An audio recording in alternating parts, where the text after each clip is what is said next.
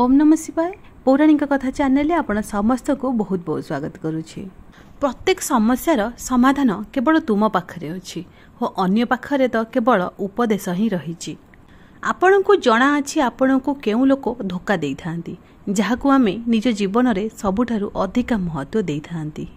बुद्धि बादाम खाइबा द्वारा आसी न थाए, बुद्धि सबु बेले धक्का खाइबा द्वारा मनीष मानक ठारु आसी थाए।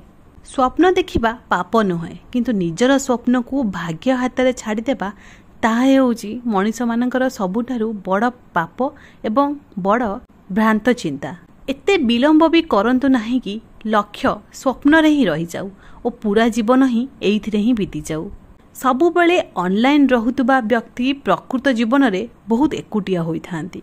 उपहास को डरी निजर लक्ष्य बदलाई देबा कदापि उचित नुह, कहीं ना लक्ष्य हासिल परे उपहास करुवा व्यक्ति राय मध्य आपणक प्रति बदली जाई थाए। केते भी धरी रखिबा को चेष्टा कर जेमिति हेले हाथरु खसी जाई थाए। ए समय साहेब निश्चिंत भावरे बदली थाए। समस्यार अनुपस्थिति को सुख कुहा जाएनी। समस्या सहित मुकाबिला करिबार दक्षता थिबा व्यक्ति ही सुखर अधिकारी होई थाए। उपयुक्त समय रे जे ठीक कथा कहे नाही से मुक सहित समान। आजी जाए जहा उपरे दुनिया हसीची सेही माने ही इतिहास तैयारी करिसेंती। आपण निजे उदाहरण बाछंतु। जीवन रे कोनोसी शॉर्टकट नाही। सफलतार शीर्ष रे पहुंचीबा पई परिश्रम ही एकमात्र रास्ता। निजको तुच्छ मन कर नाही, कहीं ना आज जी आमर निंदा करुछि काली के आमर सी निश्चिंत भाव में स्मृति गायब।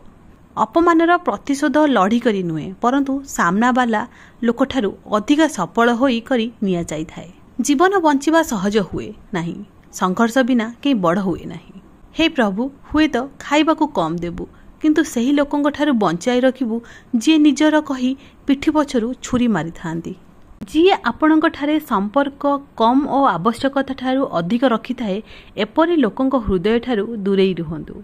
समय थाउ थाउ मनीषर आदर करंतु, कहीं ना समय आउ थरे फेरी आसीबो किंतु मनीष थरे चली गले द्वितीय थर केबे भी फेरी आसी परिबो नाही।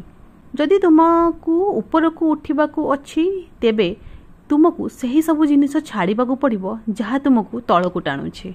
जहा सहजरे मिली थाए ताहा सबुदिन रही न थाए आउ जहा सहजरे मिली न थाए ताहा सबुदिन रही थाए। पादरे आघात लागिले मनीष सठिक भावे चलवा शिखि जाए किंतु जेबे हृदय रे आघात लागे मनीष बंचिबा शिखि जाय थाए। केबे भी निजको छोट मने करंतु नाही। मन रखंतु पाद तळर दुबघास पूजारे लागे, मुंड उपरे थिबा विशाल ताଳ गछ नुहे। दूररु आमको आगुकु थिबा समस्त रास्ता बंद देखा जाय थाए कारण सफलतार रास्ता आम पई सेतेबेले खोलिबो जेतेबेले आमे एहार निकटतर हबा।